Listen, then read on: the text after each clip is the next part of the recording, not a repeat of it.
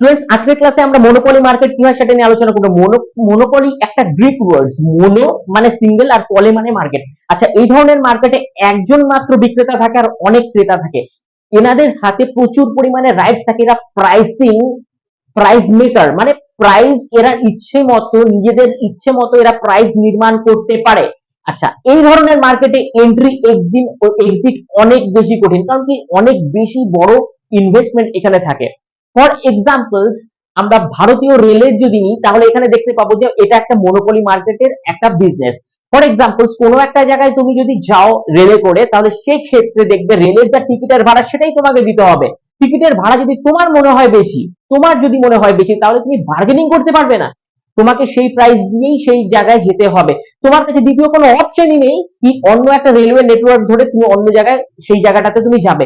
এই ধরনের যে রাইটস থাকে এগুলোকে বলা হয় মনোপলি রাইটস। ভারতবর্ষের রেলওয়ে সিস্টেমকে বাদ দিলে পরে এনএইচপিসি, আইওসি, এনটিপিসি, তো এই ধরনের যে কোম্পানিগুলো আছে এই কোম্পানিগুলো মনোপলি রাইটস এর মধ্যে চলে, এবং এই ধরনের যে ব্যবসাগুলোকে বলে সেটাকে বলে মনোপলি মার্কেট। তো মনোপলি সম্পর্কে ডিটেইলস ভিডিও আমরা প্লেলিস্টে করে রেখেছি, তোমরা যাও আর দেখে নাও। Thank you.